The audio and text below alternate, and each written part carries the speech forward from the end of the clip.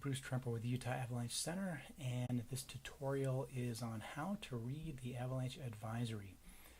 So the first thing you do is you pull up the proper region. So in this case, we're in the Salt Lake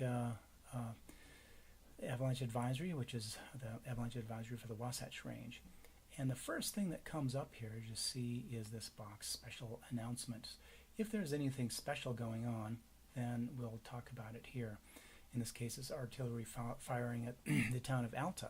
So something that is pretty handy to know. In other advisories, well, if we'll switch to another advisory, this box would say Avalanche Watch, or it might say Avalanche Warning. So what is the difference between all these things? First of all, for the special announcement is just any special information that you need to know about. And then for Avalanche Watch, that means that you need to watch for something coming in the future. In other words, something is expected to increase significantly in the future, but the timing and location are still uncertain. So when we got a big storm coming with a bad weak layer and we know that something's probably going to happen in a day or two, we'll put an avalanche watch out. So in case you're headed out camping for a few days, you know that something's up and something's on the way. Okay, the avalanche warning is when it's actually happening, or it has arrived, or that same day we expect the avalanches to really be rocking and rolling. So avalanche warning means large avalanches occurring, or very unusual avalanche activity occurring. So if you're walking your dog down in the low part of the valley, then you have to pay attention to avalanche warnings. Big avalanches could be running down into low elevation terrain, or valley crasher avalanches as we call them. So that's what this first box is about. And then, of course, the text describes what is going on in the avalanche warning. And then, as we move down the page, we get to the danger rose. And the first time you see an avalanche danger rose, it kind of rocks you back on your heels, and you wonder, what the heck is that? But it takes a little bit to learn how to read these things. There's a more detailed tutorial that I'll do as a separate tutorial, but just as a quick overview, this is north, south, east, and west, and this is the top of the mountain, and this is the bottom of the mountain. So it's kind of like looking down on top of a cone-shaped mountain. This says 5,000 feet down here, 8,000 feet at this next circle, 10,000 feet in this smallest circle. And then, of course, these colors are the avalanche danger ratings, which is yet another tutorial. And so, what the heck are these dots, or the pepperoni slices, as some people call them? Well, these are pockets of the next higher danger rating. In this case, the wind's been blowing a lot. So wind slabs, it's just the nature of wind slabs. They just do kind of be layered in pockets. So they're not everywhere, but just here and there. So for instance, there's low danger with a pocket of moderate. Up here is considerable danger with a pocket of high. And of course, this paragraph just talks about the general pattern of what's going on. So this is the bottom line. If you sum up the entire forecast, it's the bottom line.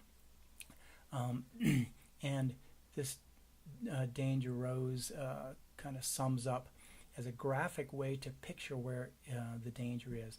A lot of people want us to take these colors and plot them on maps, but it's really not meant to do that. It's just a general overview and a visual tool that you can use when you're traveling, but it's not really meant to take these colors and literally put them on a map, because it would really lead people astray.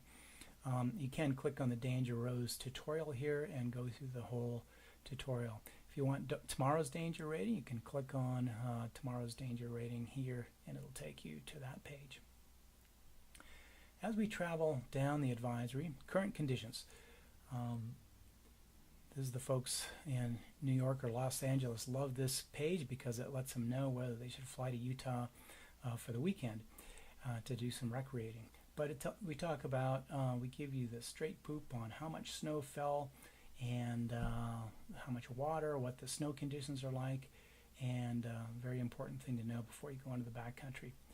And of course, my favorite part of this whole web page, whole advisory rather, is the recent activity, because the first question you should always ask when you're going into avalanche terrain is, what are the avalanches doing? And this is where you find out. Because we can have all our fancy theories in the world, but the avalanches are real, and the avalanches tell you the true story.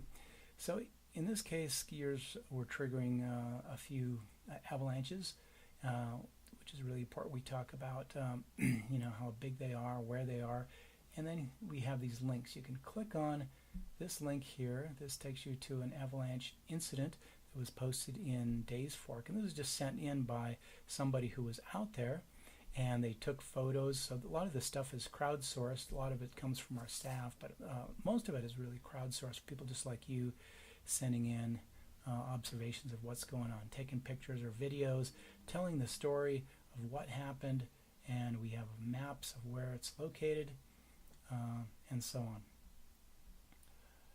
And this is my favorite part, where I can really read up on exactly what is going on.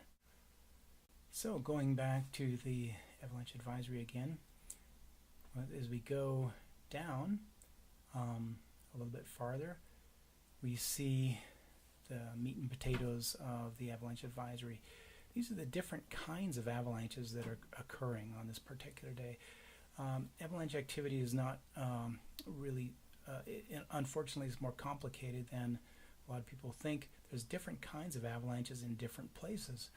And so here's a wind slab that is located in these areas in the danger rows, and there's also storm snow that is located in these areas.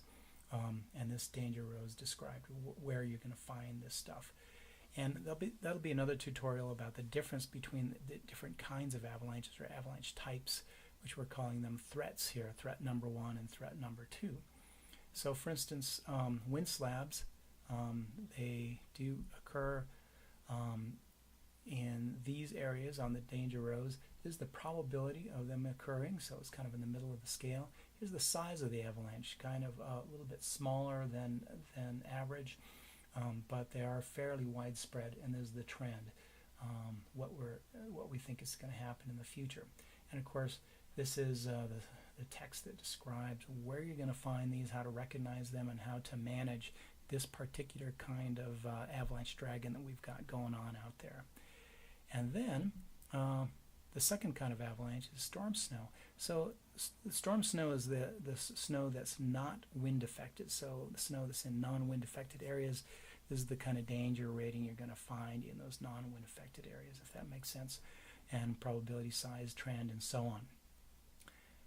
All right, and then finally is the mountain weather. What's going to happen for the weather when you're going out for the day? So there's a lot of information on these various avalanche advisories. It's kind of like reading the daily newspaper, one-stop shopping for everything you need to know. Down at the bottom of our advisories, we also have general announcements, so a lot of links that are handy. For instance, the Utah Department of Transportation road closure information, the link is here. The Wasatch Powderberg Guides flight plan is here. And you can sign up for free emails of the Avalanche Advisory, and so on.